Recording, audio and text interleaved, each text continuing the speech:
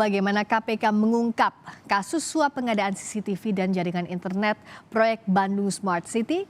Telah tergabung di Sapa Indonesia Malam Kepala Bagian Pemberitaan KPK Ali Fikri. Selamat malam Mas Ali.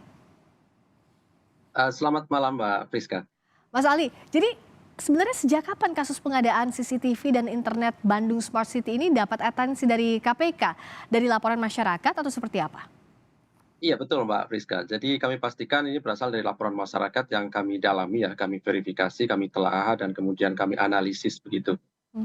Dan perlu juga menjadi pemahaman bersama tentu setiap kegiatan tangkap tangan itu tidak sehari 2 hari ya. Ini proses panjang yang terus kami lakukan terkait dengan analisis dan juga memakai strategi-strategi berdasarkan pengalaman yang KPK lakukan di dalam mengungkap sebuah kasus ya. Sebagaimana kita tahu misalnya dengan menggunakan kode-kode tertentu ini kan perlu pengalaman dan juga analisis ketika kemudian harus menindaklanjuti pembicaraan ataupun percakapan ataupun informasi yang kemudian kami peroleh di lapangan ketika tangkap tangan itu dilakukan begitu Mbak Priska. Nah, kalau pelibatan pihak swasta di kasus ini seperti apa? Ada CEO PT Sivo, ada PT SMA yang terlibat di sana. Perannya seperti apa terhadap Wali Kota Bandung Yana Mulyana ini? Iya, karena ini adalah suap menyuap, tentu para swasta ini sebagai pemberi suap ya, Pak Priska. Karena dalam proyek pengadaan CCTV dan jaringan internet ini kan tentu kemudian dilakukan oleh pihak swasta begitu, Ya, melalui pengadaan barang dan jasa begitu ya. ya. Sekalipun kemudian yang menarik kan ini sudah e-katalog, artinya sudah melalui digitalisasi sebenarnya ya. Tetapi ternyata ada dugaan korupsi seperti ini, saya kira ini hal menarik yang sekaligus menjadi tantangan bagi kami untuk upaya pencegahan tata kelola di pengadaan barang dan jasa di pemerintahan daerah begitu ya. Hmm. Karena tentu fokus KPK sebenarnya di sana memperbaiki tata kelola pengadaan barang dan jasa dengan digitalisasi. Namun sekali lagi ternyata juga bisa diakali begitu ya Ya. dengan Nah, penunjukan setelah pihak tertentu. mengakalinya dari mana Mas Ali?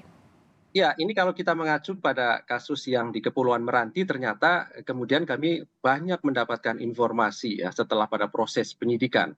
Misalnya ternyata ada kong kali kong, ada kolusi begitu ya di antara mereka dengan memanfaatkan teknologi misalnya yang ada. Hmm. Nah, ini juga saya kira hal baru dan menarik untuk kemudian KPK akan nanti kaji lebih lanjut sehingga dapat memberikan masukan, perbaikan kepada tata kelola di pemerintahan daerah maupun di kementerian dan lembaga dalam hal pengadaan barang dan jasa ke depannya, begitu. Mhm. Nah, dan ini sudah pasti masuk ke kantong pribadi Wali Kota Bandung ya, karena barternya dengan harta, ada barang mewah juga begitu yang didapatkan suapnya Wali Kota Bandung Yana Mulyana ini, Mas Ali?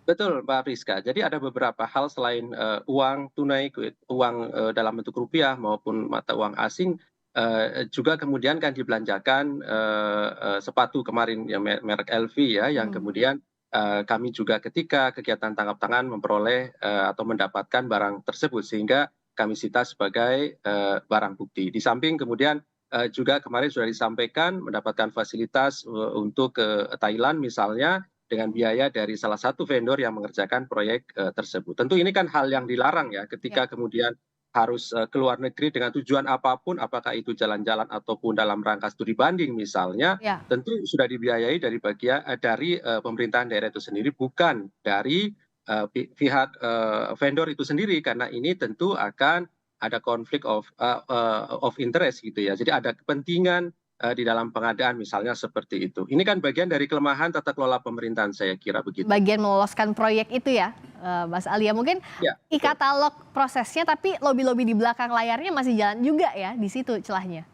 Tepat. Jadi itulah yang kemudian memang perlu perbaikan di sisi sumber daya manusianya begitu ya. Apapun Mmm. kemudian teknologi yang dipakai, digitalisasi yang dipakai, kalau tanpa pendidikan anti korupsi, kalau tanpa kemudian membangun budaya anti korupsi di sumber daya manusianya, tentu pemberantasan korupsi juga tidak akan berhasil. Oleh karena itu, KPK kan memakai 3 strategi dalam upaya menurunkan angka korupsi ini. Yang Ya. pertama pendidikan anti korupsi, yang kedua pencegahan, dan kalaupun masih terjadi, maka ya kami lakukan penindakan dengan tangkap tangan seperti ini.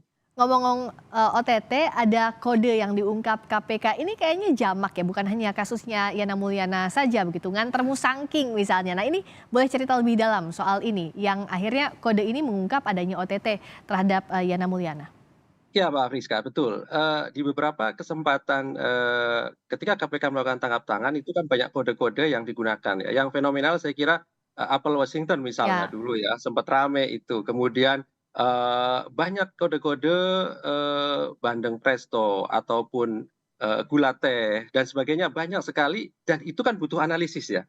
Ketika kemudian ada kalimat-kalimat yang keluar di dalam informasi yang kami peroleh, maka dibutuhkan pengalaman dan analisis di sana. Apakah ini benar barang yang kemudian itu diantar, katakanlah kalau tadi apel Washington, apakah betul apel Washington?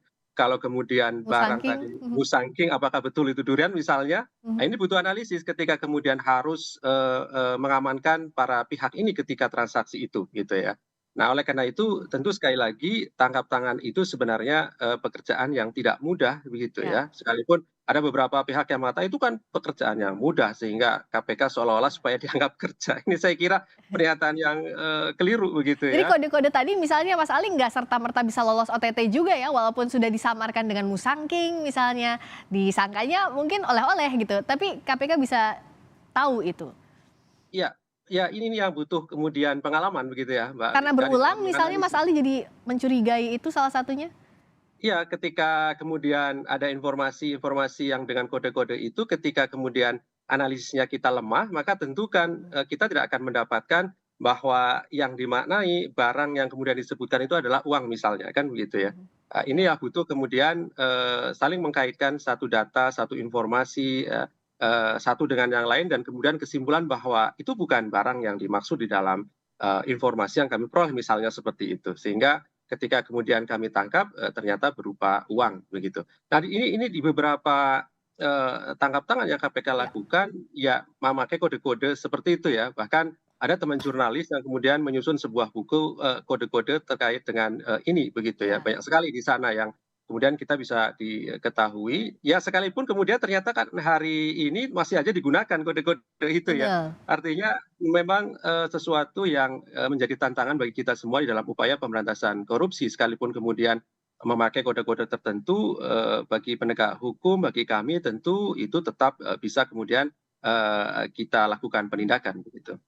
Nah, sampai sekarang Mas Ali Fikri perkembangan kasus ini total suap yang diduga diterima oleh Wali Kota Bandung berapa, juga kerugian negaranya berapa, serta siapa-siapa saja yang masih akan diperiksa terkait kasus ini?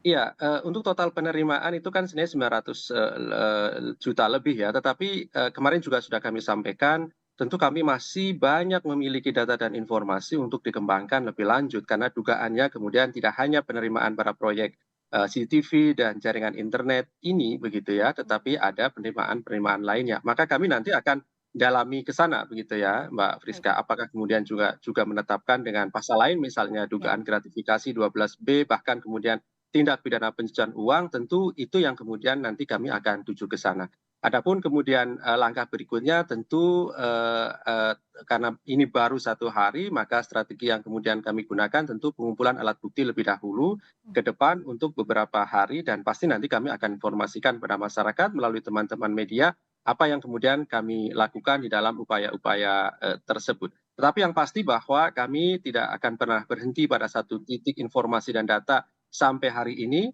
karena maksimal 4 bulan ke depan kami pasti akan dalami lebih lanjut dugaan korupsi, yang melibatkan Wali Kota Bandung dan kawan-kawan ini. Jadi masih dikembangkan penyidikan terhadap kasus suap Wali Kota Bandung Yana Mulyana oleh KPK. Terima kasih atas waktunya Mas Ali Fikri, Kepala Bagian Pemberitaan KPK telah bergabung di Sapa Indonesia Malam. Terima kasih, selamat malam. Selamat malam, Mbak Rizka.